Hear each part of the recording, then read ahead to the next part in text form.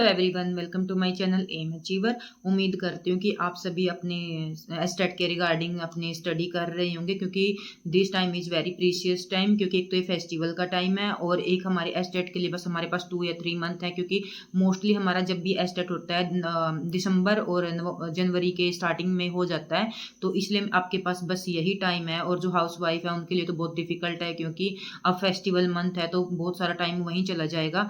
तो मैं आप सभी से यही रिक्वेस्ट करती हूँ कि प्लीज़ प्लीज़ प्लीज़ जितना टाइम अपने सब्जेक्ट को दे सकते हो अपने सब्जेक्ट को दो, क्योंकि कॉमन पार्ट की अलग स्ट्रेटजी है। और यदि आप दो पार्ट पे फोकस कर लोगे तो आप अपना एस्टेट अच्छे से क्लियर कर सकते हैं। और प्रीशियस टाइम में इसलिए कहूँगी क्योंकि 2026 में वैकेंसी आने के बहुत बहुत चांसेस हैं हरियाणा में, क्योंकि हर डिपार्टमेंट में वैकेंसी आ रही है, तो टीचिंग में भी वैकेंसी आएंगी। और जब जब आपका एस्टेट क्लियर नहीं होगा तो आप एग्जाम नहीं दे पाओगे।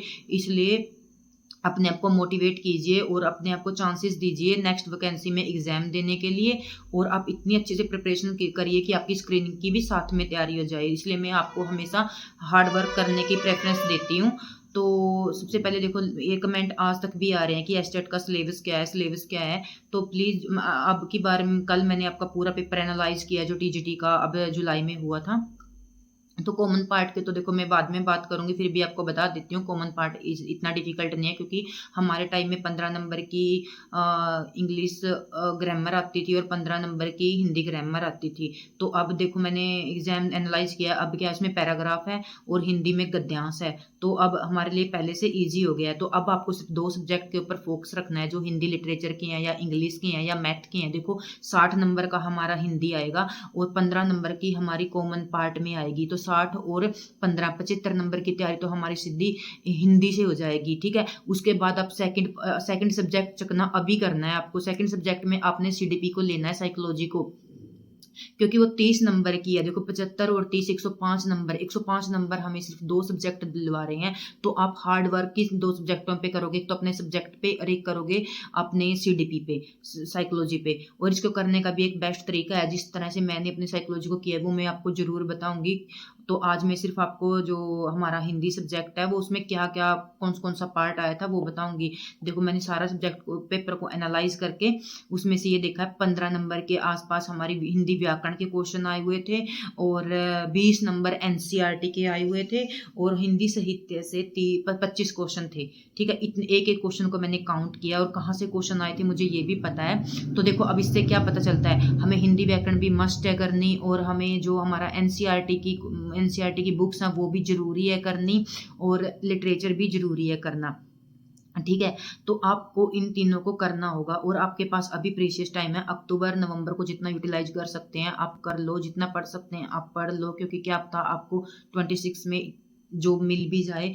तो उसके लिए देखो मैं आपको लिटरेचर के लिए तो आपको यही कहूंगी कि आपके पास देखो आपने बीए किया है, एमए किया है, बीएड किया है, जो भी आपकी हिंदी इतिहास की बुक होगी वो आप अच्छे से कर लेना। जैसे मैंने लास्ट वीडियो में प्रतियोगिता साहित्य की बुक बताई थी, उससे मैंने अपने हिंदी के इतिहास को किया था। ठीक है, तो आप यदि आप फर्स्ट टाइम कर रहे हो तो आप हिंदी के इतिहास के लिए आप बचन सिंह की बुक को ले सकते हैं, क्योंकि उसमें सरल भाषा में है और आपको उससे जल्दी अंडरस्टैंडिंग बन जाएगी। और आप जैसे जो गद्य पार्ट है हमारा हिंदी में, उसके लिए आप मैंने लास्ट वीडियो में भी दिखाया था सरस्वती पांडे की बुक ले सकते हैं, क्योंकि इसमें जो रचनाएं है ना बहुत अच्छे से दी हुई हैं, उपन्यास एक जगह इकट्ठे करके अच्छे से दी हुई हैं। और सारी कहानी नाटक, क्योंकि जो अब ईएमआर का एग्जाम है में उसमें जो 40 मार्क्स का हमारा एमसीक्यू होगा और 60 नंबर का हमारा डिस्क्रिप्टिव होगा। मैं एमसीक्यू की प्रिपरेशन इसी से करूंगी। ठीक है, और जो आपको एनसीईआरटी है, एनसीईआरटी में मैंने लास्ट टाइम भी दिखाया था। देखो ये बसंत है 7 की, आपको इसको करना है। 8 की बसंत है, इसको पढ़ना है, अच्छे से पढ़ना है, पूरा लेखक का परिचय करना है। जैसे 9th की ये कृतिका है, इसको करना है, कृतिका के साथ क्षितिज है, 9 की 2 बुक मिलेंगी, आपको ये करनी है। और ऐसे ही 10th की 2 बुक हैं ये। ठीक है, ये आपको कोई भी स्टोर पे जाओगे आप एनसीईआरटी बुक कहोगे तो वो आपको बुक दे देगा, एनसीईआरटी की बुक्स दे देगा। आपको देखो इनको करना पड़ेगा, 20 मार्क्स बहुत मैटर करते हैं हमारे लिए।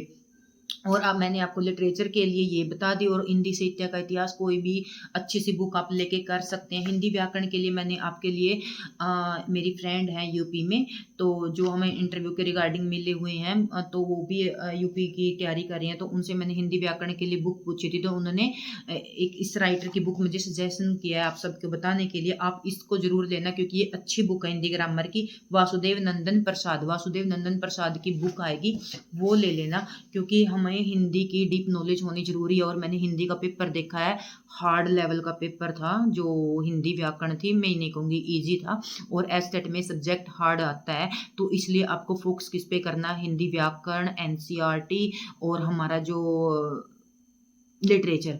देखो 75 मार्क्स हमारे यहाँ से कवर हो रहे हैं, इसके साथ आप साइकोलॉजी को कर लो।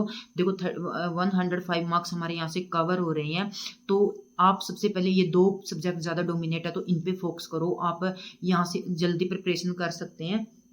और एक, जैसे आप सबने मोस्टली कमेंट थे कि भी आप पढ़ा दो। देखो मेरा भी AMRs का एग्जाम है, फिर भी मैंने आपके जो मैंने 6 साल में एक्सपीरियंस करके जो ट्रिक्स, जो स्टोरी अपनी बनाई थी कहानियों के लिए, क्योंकि मुझसे बहुत सारे पूछते हैं कि आपको कैसे याद रखती हूँ, क्योंकि मैं स्टोरी मेथड से पढ़ती हूँ। और हमारी देखो BEd करते हैं तो टीचिंग, जो हमारा टीचिंग सब्जेक्ट है उसमें हमें यही बताया जाता है कि जब भी हम किसी को या खुद लर्न करते हैं या लर्निंग की प्रोसेस में हमें बच्चे को पढ़ाना होता है, तो हमें अपने मतलब इजी वे में हमें उनको लर्निंग करवानी होती है।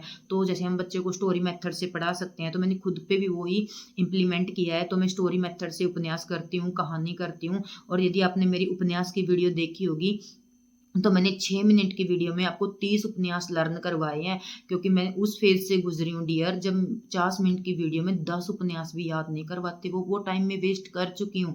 इसलिए आपको कहती हूँ ये आपका प्रीशियस टाइम है। हमें हमें नहीं पता था कहाँ पे हमारा टाइम यूटिलाइज करना है, कौन सी बुक को पढ़ना है, नहीं पता लगा, तो आपको मैं बता रही हूँ। तो प्लीज़ हम्बल रिक्वेस्ट है, इसको कर लो। और क्योंकि मेरी एक फ्रेंड तो कह रही थी कि इतनी अच्छी अच्छी ट्रिक्स तो बता रही है, तो यूट्यूब पे इनसे लोग लाखों रुपए कमा रहे हैं। तो मैंने उसको यही बोला, सब अपने भाग्य का खाते हैं, जिसको करनी होगी देखो कर लेगा। और मैं मुझको मेरी वीडियो जो मैंने आपके लिए बनाई है, उनसे मुझे इतना बेनिफिट हुआ। जब भी मैं किचन में काम करती हूँ, सुबह सुबह किचन का वर्क करती हूँ, तो मैं क्या करती हूँ, अपनी वीडियो लगा लेती हूँ।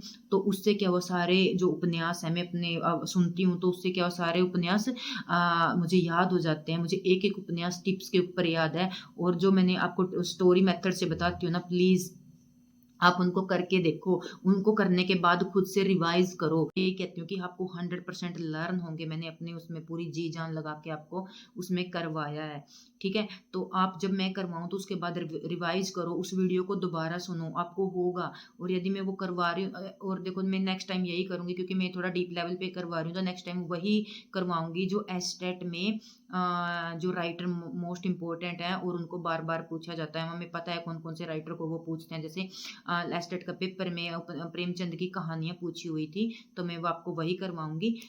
तो यही आज की मेरी आपके सिलेबस के रिगार्डिंग यही वीडियो थी। तो यदि आपको अच्छी लगे, like subscribe my channel. Thank you watching my video.